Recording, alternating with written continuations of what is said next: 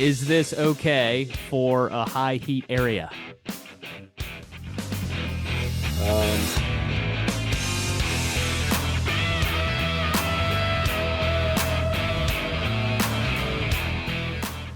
The Ohio Painting Company podcast back inside with the founders, Nick Goebel and Kevin Silliman. Good to see you, fellas. I think we got the holidays in the rear view. Got just a straight shot to spring. Hopefully, when you guys are going to be, getting back with it. We mentioned last week that you guys still are working. It's not like you're really honestly twiddling your thumbs, like you mentioned in the last episode, Kev.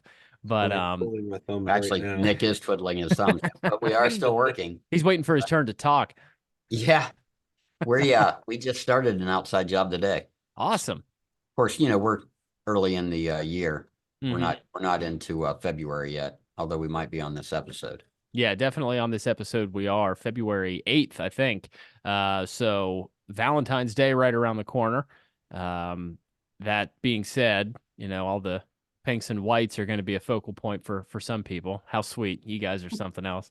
I wanted to kind of frame this episode around your favorites. Looking back, it's I would say that it's easy to pick your favorites, right? I mean, when you get done with the job, you turn around and look at it, maybe scroll through your camera phone and figure out what it looked like beforehand, and then take a big look at it the way it looks now. But I mean, is there a favorite? There has to be one out there somewhere. It's actually not easy to pick favorites. Because it all becomes, you move from one project to the next. And okay. And we've got a lot going on.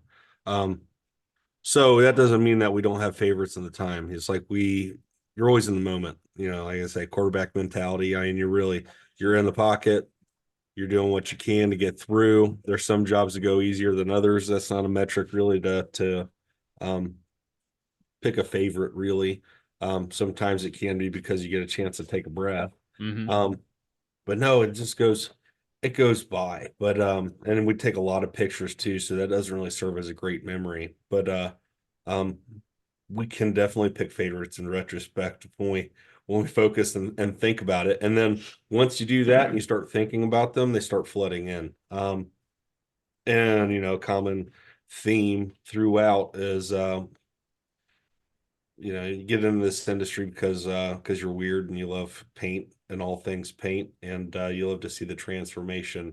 And then that passion never dies, but it turns into a lot of other fringe considerations as you're moving through that and business develops. But a lot of the favorites that we discussed in the office, a common thread through them is not blazing trails, and getting out of our comfort zone or our talent pool. It's taking cumulative lessons and practices and transferring them to another project or another avenue that's similarly aligned, definitely in paint, but a lot of it is commercial or residential, where we've introduced new things or gotten used a lot of colors and things that are challenging, but where the customer is full of gratitude and we're full of gratitude for the opportunity. That's a common thread is challenge, but gratitude on both ends.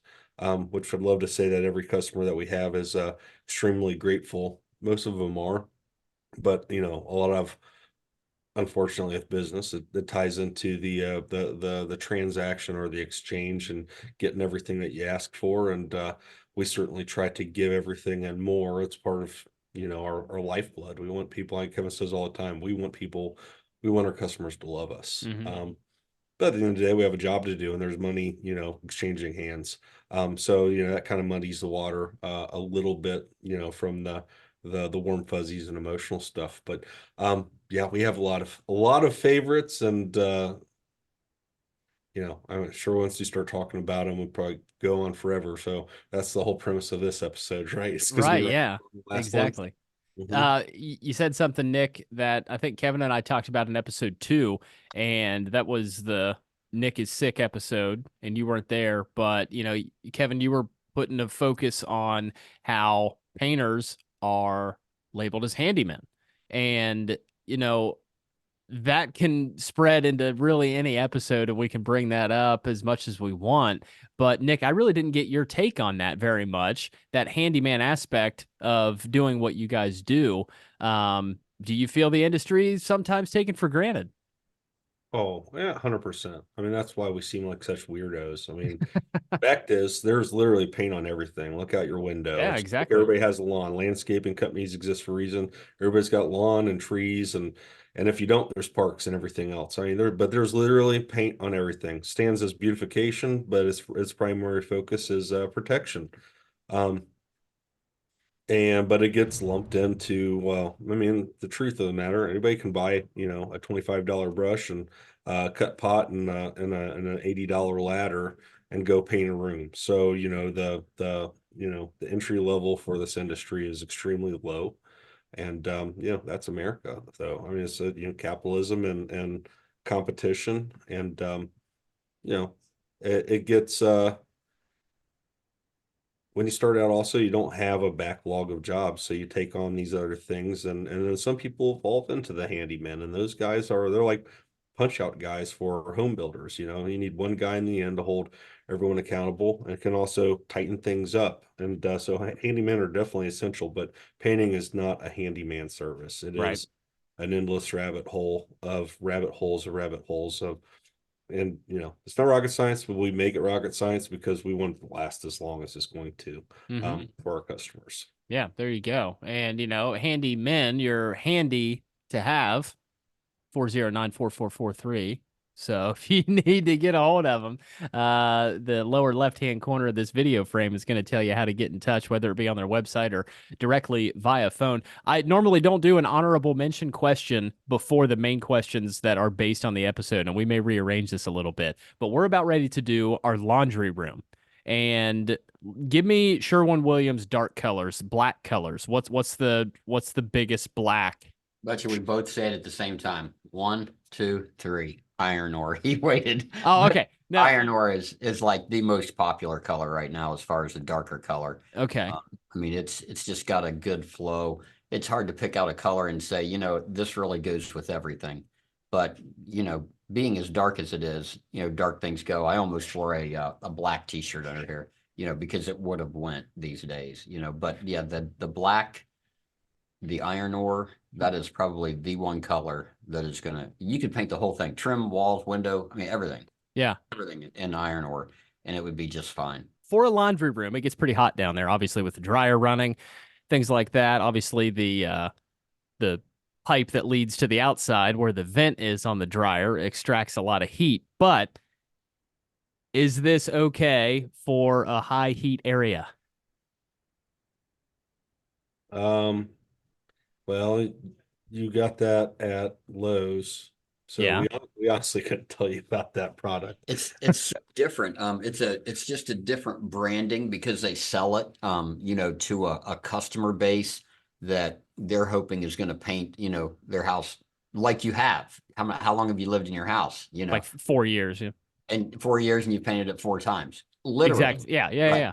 So in that, for instance, sure, but for heat, no, not so much. You could use a spray can. They've got heat resistant. Yeah. It'll be, I mean, if the room is like 90 degrees, it'll be fine. But if you talk about breaching 100 degrees, you're probably going to get some blistering eventually. If you don't have any blistering going on right now, then you'll probably be fine with that.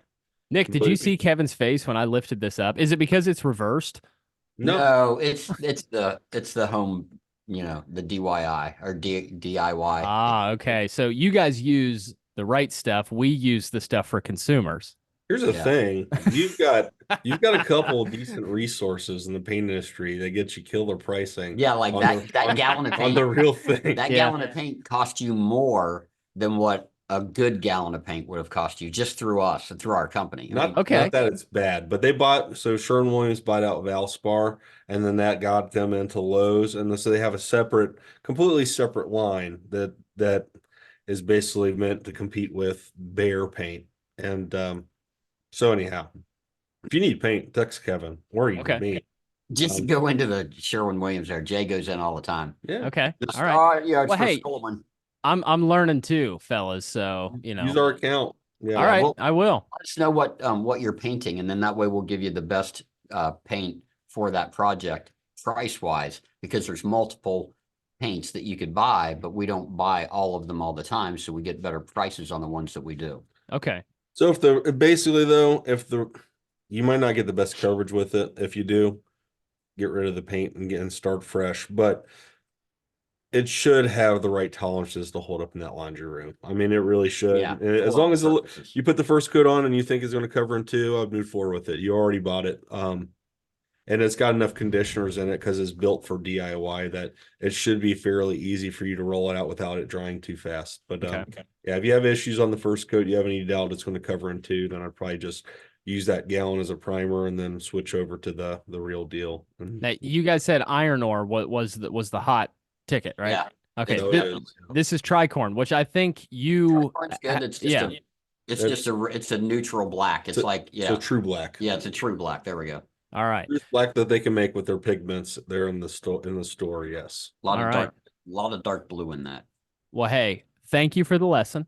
I'm gonna get on the horn with you guys with questions prior to. There's how many times have you guys screwed up a purchase before you landed it right? Oh, dude. I mean, that's why I say ask us, because we've made so many mistakes. It's not funny. We'll never. Corey just bought 5 gallons of he probably heard me, but he just bought 5 gallons of green paint to go on the outside of this trim, and We needed like a cork. yeah, we needed like a cork.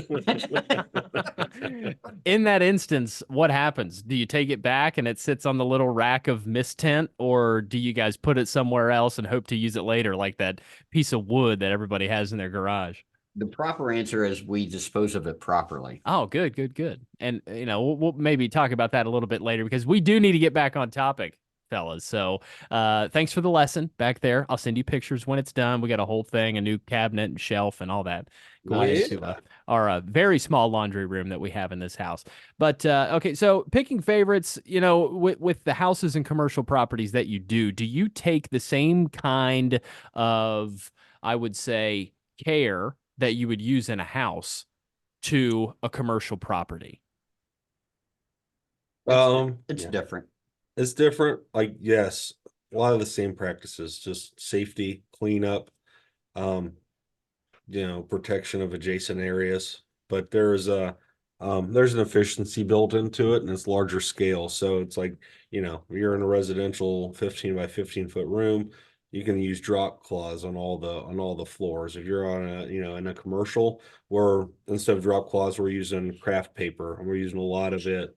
But And if you think about in a home, if somebody came into your house and painted, you're going to be very aware of the surroundings that they have going on to not get in their way. But when the dog walks in the room, he doesn't have a clue. He doesn't care. He wants to sniff the paint. He wants to walk through it, the whole deal.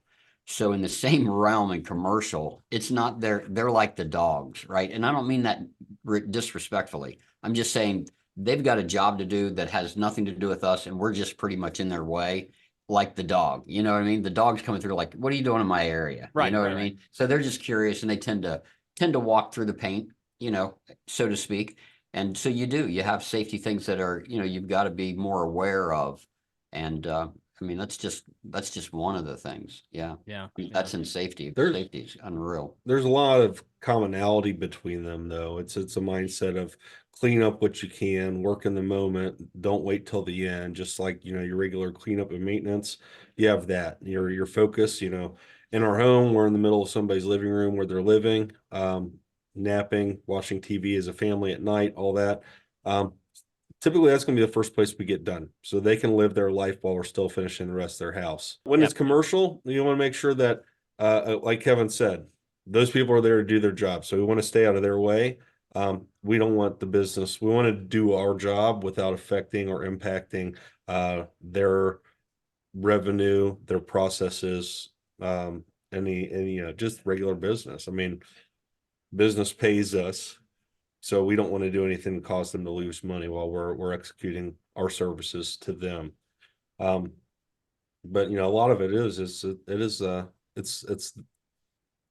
It's a similar mentality, different processes. Mm-hmm. Gosh, I can't get over the look Kevin gave me when I held up that gallon of Ovation back there. Is that what it's called? Ovation? It's not. You probably Ovation. I don't. think, Yeah. yeah. Oh, that's what you got. Ovation. Yeah. What a vision. Hoping for good coverage. Just hang So in did you there. get, what would you pay? $30?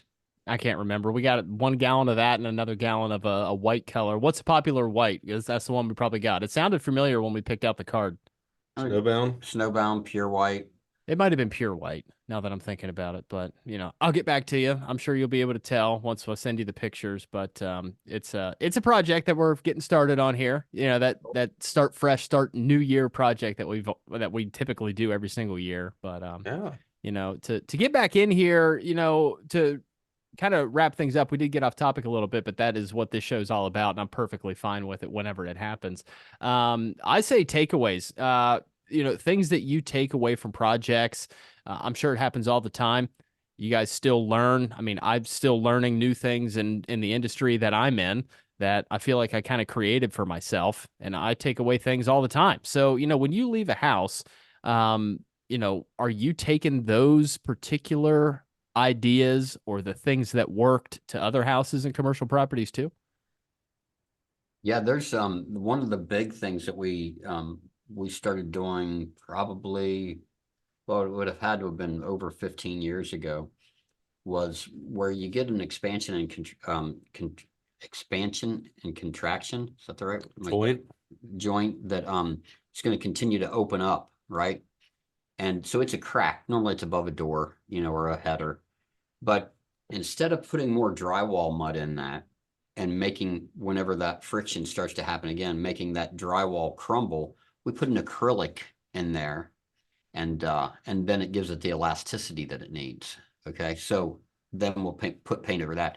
That's probably been the one that we started, and it was just a thought, because the lady said it just keeps happening, year after year. So, we thought, well, why not put some elastic in there? I say elastic, it's caulking, just something latex, something that's going to give it that movability. So that's one thing that's really been a big thing, that's helped.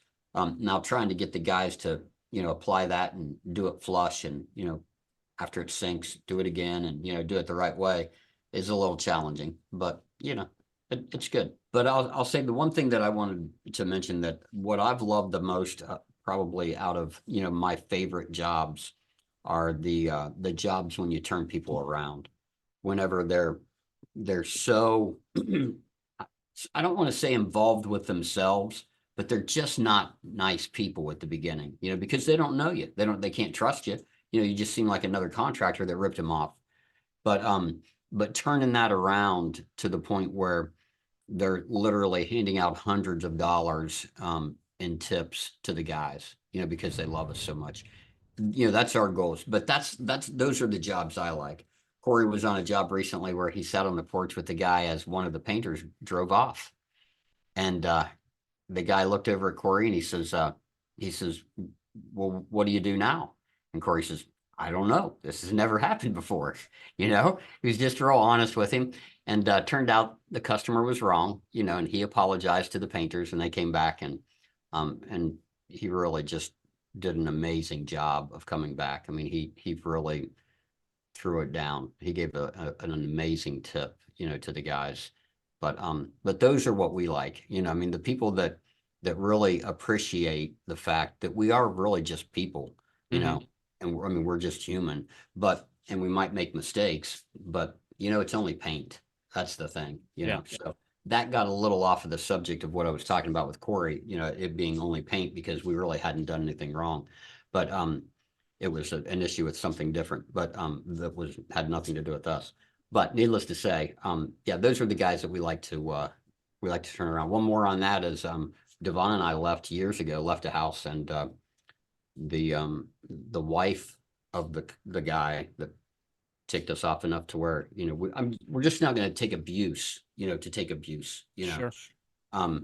Because again, some people, they just don't know you, so they just want to be them, the hardcore, whatever. Let me tell you who I am, kind of thing. Well, we left, and his wife had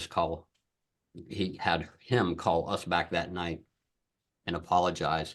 And until we finally said, okay, we'll come back.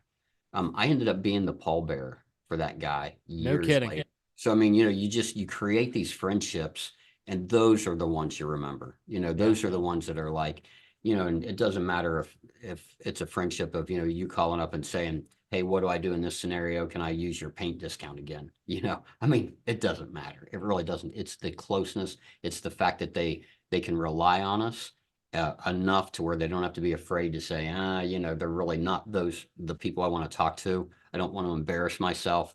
No, we want to become friends, and we want you to love us. So I don't know if that really, goes into it, but I think overall, over the years, those are the cool jobs. Those are the ones that stand out the most. We'll have to hit on the ones for just this year on the other on another podcast, but I mean, there are houses this year alone that that have really just been stellar. There's cool ones. One of them, we flew a drone over, and it looked like a place in Florida. I mean, just a gorgeous house. The Spanish equestrian type looking place. Yeah. Cool. Well, I would say that's a perfect segue right out the door here, and a good kind of hook for next week when we dive into this. And we'll get some pictures, of course, maybe even a little bit of muted video to put over top of the frame next week. And we'll get that list from Nick out to the world. So I want to thank you guys for, kind of jumping off topic with me a little bit and rolling through whatever we wanted to talk about. Good stuff as always from you guys, Nick and Kevin, the founders of the Ohio Painting Company. So until next week, we'll be talking to you. Give us a like and a review, and wherever you find us on social media, be sure to hit the like and subscribe button and support us wherever you find us. Information, bottom left-hand corner of this video frame, and you can get in touch with the Ohio Painting Company. Nick and Kevin, thanks so much again. We'll talk soon. All right. See you, Brett. See you, buddy.